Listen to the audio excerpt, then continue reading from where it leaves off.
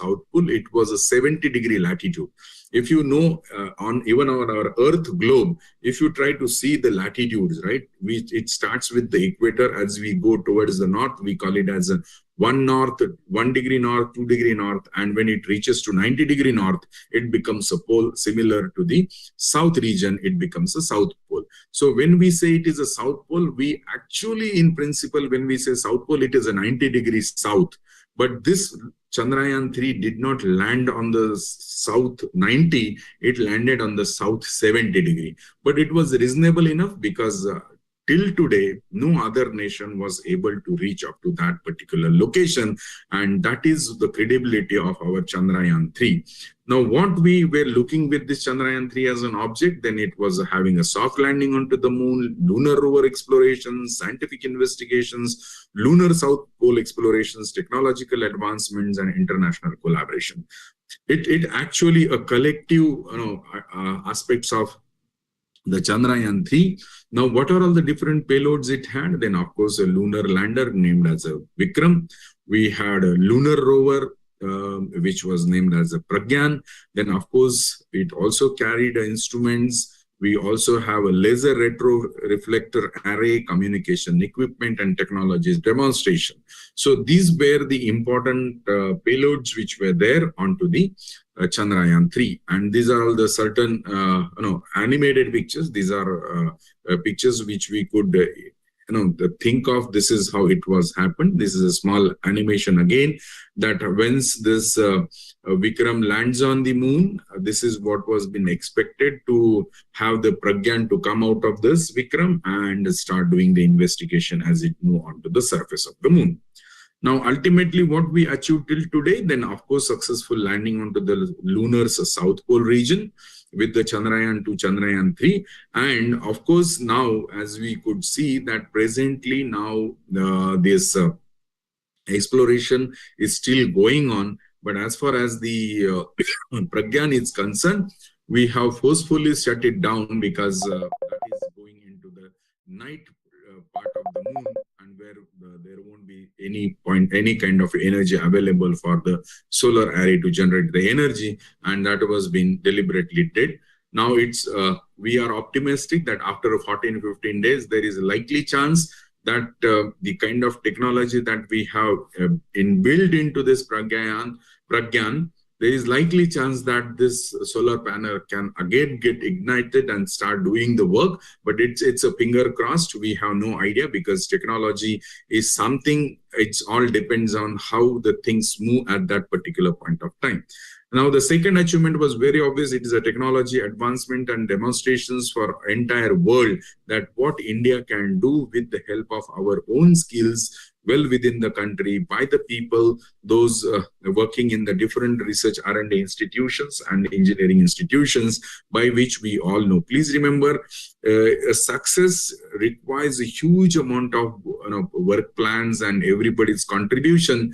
Though we say its achievement is by ISRO, no doubt about it, but at the same time, what is essential to understand that more than 10-15 institutions of our country was equally working for the success of Chandrayaan, and not only the Chandrayaan, but the various payloads working on it, like Inter-University Center for Astronomy, Astrophysics, Physical Research Laboratory, then RAI. There are various institutions which worked for the Chandrayaan-3, on which the various instruments have been developed by these scientists working in R&D institution. And of course, now there is a lot of scope that international collaborations is now something that based. Once you show that you are able and capable to do the things, then people will trust on you and will start coming to you for doing a collaboration. So as simple as to understand that any intelligent child in the class will always have an advantage, and all the other people, all the other students would like to make the friendship with such boy or a girl. It's as simple as to understand, even in case of a Chandrayaan as well. Now, as far as the Chandrayaan-3 is concerned, the Chandrayaan's journey has taken estimated approximately 42 days, with the landing schedule for the August 23, 2023. That is where the lunar dawn was coming. The lander and rover will have a mission of life of about one lunar day, which is Earth's 14 days. And that's what I was trying to tell you, that now the Pragyan is no more working. We have deliberately or forcefully shut its cameras, everything, solar panels, and now it's sleeping mode. Now, this is the trajectories that I was even in the Chandrayaan-1. These are all the different menus, orbital menus that has been taken place to reach to the moon. And that's where you could see even reaching to the distance of a moon, which is around 3 lakh or 3,000 kilometers distance. It requires a larger amount of time for very simple reason that if we have to achieve a great with the minimum amount of money and these fuel, then these are all the mechanisms that you learn through the space dynamics, and you learn all those maneuvering, how all this is happening, how this is possible. And that's where you need to learn a lot of science and mathematics and physics to learn all those aspects. But one easy way to understand that minimum amount of efforts, minimum amount of money and the resources to achieve, to reach to the moon, you require a tremendous amount of maneuvering mechanism in place, and that is what it has happened. Now, this is a small animation that you could see that this is how the Chandrayaan-3 was moving. Slowly this orbital incremental happened, and it reaches to the gravitational kind of an region of the moon, and then it becomes it becomes a primary source for this Chandrayaan 3 as it reaches nearby the moon. This is how the animation. This is the animation, but this is the reality as well. This is how the Chandrayaan was progressing as it was moving. And what is important in this animation also is to realize at what particular point of time you need to give the thrust so that you achieve the desired target. If the moon would not have been there, then this possibility would not have been there. And that's why every mission always have a special window to launch. Otherwise, then we miss that, then we need to wait for a very, very long time. So these calculations tells us, and this is the reality, this is the real picture when the Pragyan was coming out of the Vikram, and this is the atom when the electrons and neutrons comes out of the orbit, and it doesn't remain with this what you could imagine as an atom or a molecule. So that particular phase of the material is called the plasma, and sun is full of plasma. And being a plasma, one can easily understand. Let me tell you 3 different important laws in the physics, and I think I am trying to interpret in the physical significance manner. Number 1, we know the Coulomb's law. What does the Coulomb law tells you? Whenever there is a charge, there is an electric field. So the entire sun is full of charge. It's obvious that it will have to have an electric field associated with it. After the Coulomb's law, we know what we call it as an Ampere's law, right? Whenever there is a electric field, the electric currents will be associated with that. And that is very simple, that once we have a plasma, it's going to have an electric field. It's also going to have an electric current. And then there is a third important law called as the Faraday's law. What does the Faraday's law tells you? That whenever there is a change in the electric field, the magnetic field is going to be generated. And this is the example, and the sun is full of physics. It also tells you how all these mechanisms run into, and this is where understanding the high energy physics, and especially hydromagnetodynamics, becomes important to understand the sun. And especially why do we need to understand the sun in more details? Because sun keeps on throwing the huge amount of what we call it as a material in the form of a high energy radiations and the particles, and it reaches into the entire planetary system. And Earth being the third planet, we receive all such high energy material, and it becomes actually a great problems to us. And that's why it is essential that we understand every aspect of this so that we know the problems in details and we can investigate such issues in more details. Now, something I must tell you, there is a very, very puzzling questions about the sun.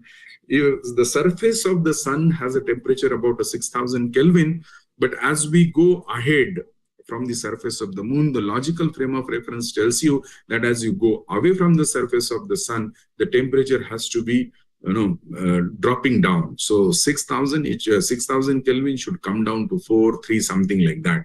But The most puzzling part that when it reaches to the coronal region, which is about 5 to 10 solar radii, at that particular distance, the solar temperature reaches to the ranges of 10 raised to 6 Kelvin. That is means about lakhs to 10 lakh degree Kelvin, which is something which is very astonishing, and we have no answers to that particular questions. How do a surface which is radiating at a 6,000 degree all of a sudden makes it possible to reach to the temperature about lakhs and 10 lakhs of degrees centigrade? And this question is something which is still puzzling since the time we know the sun. And these are all the certain amount of questions that we are trying to investigate and understand with the mission Aditya. Now, this is where the mission Aditya is, and this mission Aditya is a spacecraft which is going to study the sun in a more detail. These are the different payloads associated with it. Please remember, in any space missions, payload or the instruments carries the most significant aspect of it, because the real science is going to come out of all these payloads and all these instruments sitting onto the those satellites or to this kind of a spacecraft. Now, as I said, that we need to understand all those questions, and that is the reason that we have sent the Aditya at the L1 location. L1 stands for the Lagrangian point 1. If you right now you don't bother about understanding the L1 to the extent, because this comes under the classical mechanics and classical physics. When you try to solve the problems of two-body problems or three-body problems, you know that in this mechanism, there are different Lagrange. Lagrange is a mathematician who has discovered that in the two-body problems, there are 2 points, very important points, where the gravitational force of each other nullifies. And when you try to keep something there, with this minimum amount of efforts, then that points become a stationary for you. So Aditya parking at L1 is something with the zero amount of investment, that you are able to get a place where you don't have to do much of the efforts to keep the satellite going around. And please remember, that's not exact precise one particular point, it's a huge region.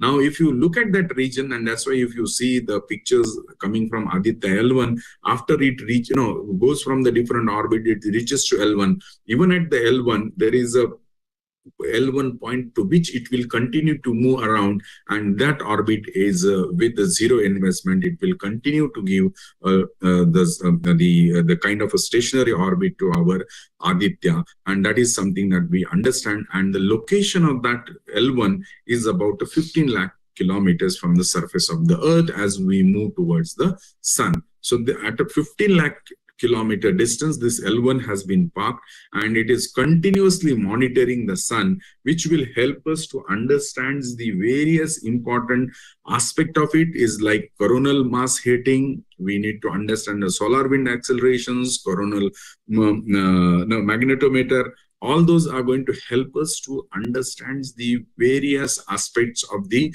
solar physics or solar dynamics, and that is what we are achieve. And these are all the different payloads onto this Aditya L1. And again, remember, like for example, VELC, which is a visible emission line coronagraph, is being designed at Indian Institute of Astrophysics, Bangalore. SUIT is a solar ultraviolet imaging. It's been designed at the Inter-University Center for Astronomy Astrophysics, Pune. Then ASPEX is an Aditya solar wind particle experiment, which is designed at the Physical Research Laboratory, Ahmedabad. Then PAPA, which is a plasma analyzer package for Aditya, which is been designed at the Space Vikram Sarabhai Space Center at Trivandrum. And SOLEX, which is a solar low energy X-ray spectrometer designed by ISRO Satellite Center at Bangalore. Helios, that is high energy orbiting X-ray spectrometer designed and fabricated at PRL, that is Physical Research Laboratory. In a way, to mention here is that though we always say that the sun is something that we are trying to look for, is actually a collaboration and cooperation of various scientific community in our not only in our own country but in the field of science as together. And this is a small picture of our sun. So this is where the sun has started its journey, and now it has reached. Today we stand here at 4.5 billion years. So few more, not only few more, but a few billion years are there. And by that time, the sun will go into the red giant phase and will end its life by the planetary nebula.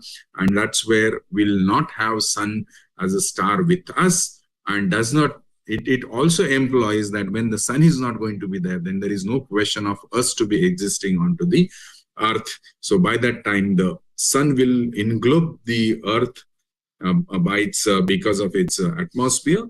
But that's a huge long time, and is it not to worry? It's so simple to understand that there is no one who is going to stay back onto the universe. And it is not only the humans, but even the planets and the stars are not an exceptions to it. So everyone who comes to the birth has to die day or the in a days to come. Of course, there are various programs by ISRO in the coming days, Gaganyaan, Shukrayan, which I think in a days to come will have a more and more to understand in more detail. We'll have a Mangalyaan 2, we'll have a NASA ISRO synthetic aperture radar, Cartosat series, many things with this. I thanks to all for listening to me very carefully and making me, part of your small journey in this whole gamut of what we call as a space as well as a space dynamics. Thank you so much. I don't know how much. Thank you so much, sir. It was absolutely enlightening for all of us, and we learned a lot. But then, with your permission, we would need 5 more minutes of yours, because 2-3 questions live, if the anchor can allow the students to ask. Yes, ma'am. Kritikona, ma'am. Yes, ma'am. I would like to extend our request to the participant of DAV Public School Puri to unmute yourself and pose your question to our revered guest. Thank you, ma'am. Thank you, ma'am, for this opportunity. And our question is that if the Vikram lander has successfully landed smoothly on the moon's surface, and how it will be helpful to our future projects? Yeah, so I think a very nice question. See, always what is important that the success of one mission builds the confidence for the further success or further kind of a program that we think of. Now, as you correctly said, after the successful landing of Vikram and successful scrolling of an Pragyan has given us a confidence that the kind of technology, the kind of engineering skills that we have in our own laboratories is going in a right way. So that makes us possible that in a days to come, if we try to build similar kind of an rovers, similar kind of an instruments, there is likely chance that we will have a similar success. Given the chance, we continue to get continuous progress as well as a success all the time. So that's building a confidence of a community of scientists as well as engineers. That's the straightforward answer. Thank you, sir. And I must inform all the participants that the questions that we collected from each one of you were reached to sir before the webinar. All right. So, yes. So none of the questions have not been taken a note of. Every question has been reached to sir. Kritikona, ma'am, the next participant you would like to invite. Yes, ma'am. We'll have the next question from Nalanda Vidyaniketan, Vijayawada, and I would request the participant of the school to bring forth the question.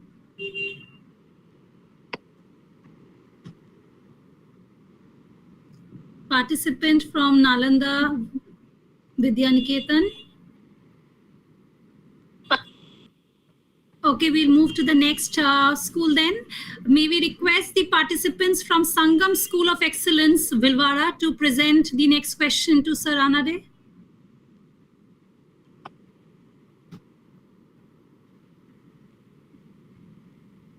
Participant from Sangam. Let us move on to Priyadarshani from Sri Shikshayatan. She has raised her hand. Okay. Sangam School is also there. Sangam School, please go ahead.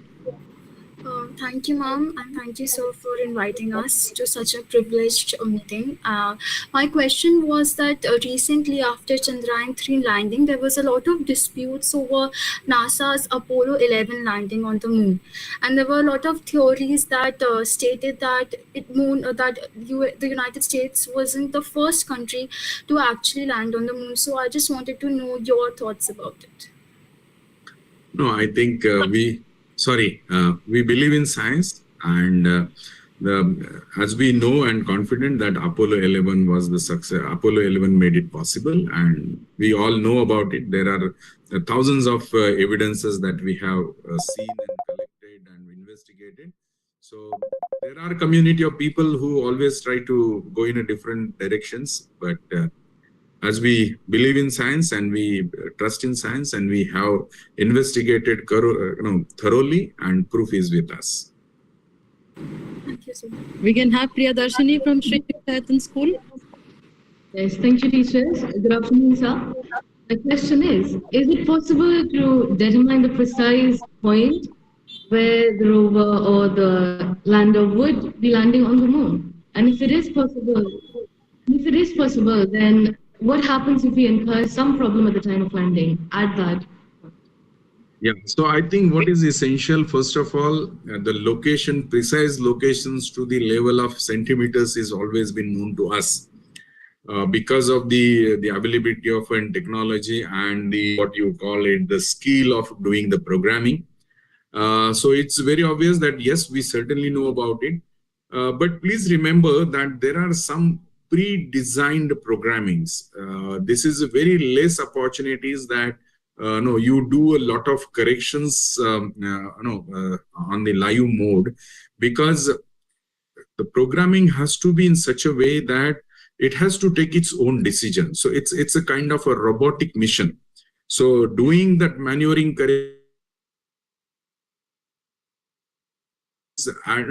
at that particular live position is always a challenge unless and until it successfully lands. So the real challenge is only till it lands onto the surface, and that is where all the possible failures are being calculated and corrective measures are being done with the programming that makes the go into the auto mode and lands onto the surface.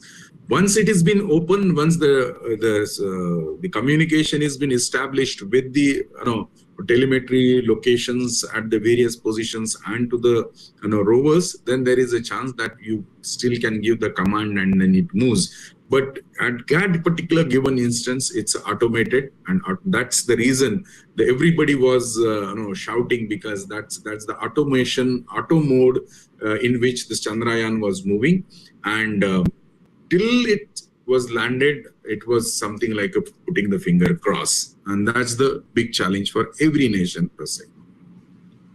Thank you, sir. We'll have one more question, and DPS Durgapur, if you can please pose the question in front of sir.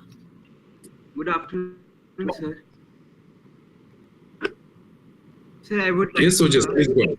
Sir, I would like to ask that even being solar panels attached to the lander, why can't we continue the research after 14 lunar days? No, I think, Ojas, have you see, when I was speaking, I said when it landed, it was a daytime. So the sun was available. Now that lander is in the night time. Now wherever the lander is or rover is, there is a night time of the moon. So no sun is available. So unless the energy source is there, it can't have a production of energy. But can't we continue it after the next lunar day? So that is all depends on the, see, if you could imagine the kind of the rover has, it has a very specific and every minute aspects have been very well calculated. Now to reignite, it's something that once again the daytime is going to start, at that particular point of time, the science or the technology has to rebuild, and it has to start at that particular time, and that's again a bit of challenge. But we are optimistic. It is likely to get restarted, but it all depends on in what directions with what angle it is going to open, while opening also even in any technology, even in terms of our own television also. Sometimes it takes a lot of kind of efforts to make the television on, even you have a fastest moving or fastest technology remotes. So these are all the because always remember, this is the electronic. These are all material which is inbuilt, which has a particular efficiency of that particular material, and that efficiency has to work at that particular given instance, and then only it will start. So for example, all of a sudden you make a switch on, the light which was running for all the years, all of a sudden it goes off. So what went wrong? You do not, right? So it is similar to that. So it's all finger cross kind of situation, but we are confident if things go in a right way, it will regenerate again. Okay, Thank you for answering all of those questions, sir. In fact, there are 11 more students who have raised their hands. So I assured the students on behalf of sir that we would be holding similar webinars in the future too, as per his availability and convenience. But I'm really impressed to see the quality and kind of questions that these children from classes 9, 10, 11, 12 have asked. When we were at your level, children, we could not think so deeply, we could not think so greatly. So congratulations to the schools, to the principals, especially who ensured that children participate in this national webinar. And I fall short of thanking sir. In spite of all his busy schedule, he has been with us for more than an hour now. Over to you, Pritikona ma'am. Thank you, sir. Definitely, ma'am. Our questionnaire round has been nothing short of exceptional. The question posed by the students were not only thoughtful, but also demonstrated their deep curiosity and engagement with the topics discussed today. And sir, your responses were incredibly informative, shedding light on various aspects of innovation and education. Thank you so much. As we wrap up this informative and engaging session, it is my distinct pleasure to invite Ms. Anita Shah ma'am to step forward and give the vote of thanks. Thank you. As we draw the curtain on the momentous occasion, we are honored to stand before you, extending our profound gratitude to each one of you for gracing us with your presence and infusing this event with your energy and enthusiasm. We were indeed privileged to have Dr. Arvind C. Ranade sir as a keynote speaker. His profound insights have not only illuminated our minds, but have also indelibly etched their mark on our collective consciousness. Next, we extend our heartfelt appreciation to our venerable director, sir, whose unwavering commitment and visionary leadership have not only steered our institution to soaring heights, but have also served as a guiding beacon for us all. Our sincere thanks are also extended to our esteemed principal, madam. Her unwavering support and mentorship continue to kindle the flames of ambition within us, propelling us towards excellence. Our profound gratitude goes to our respected headmistress, ma'am, for her guidance and support. A special note of appreciation goes out to the respected principals and teacher representatives from other distinguished schools who have graced us with their presence.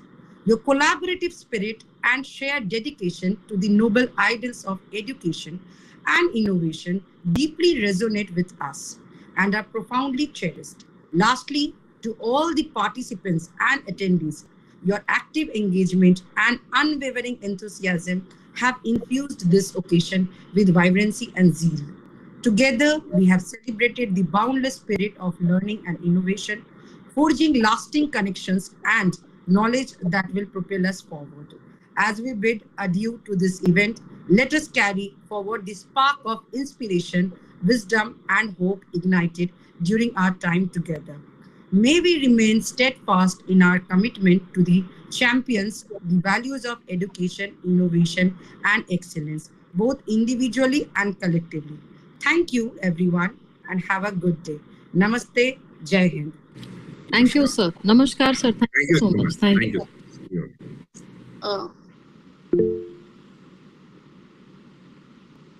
We are sending the feedback link in the chat box. Kindly refer. Kindly fill up the feedback form, children.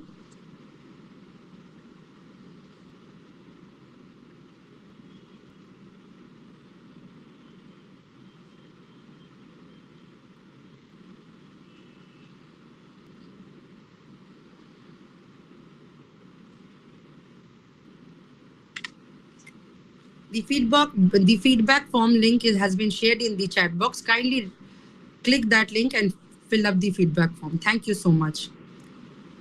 Have a good day.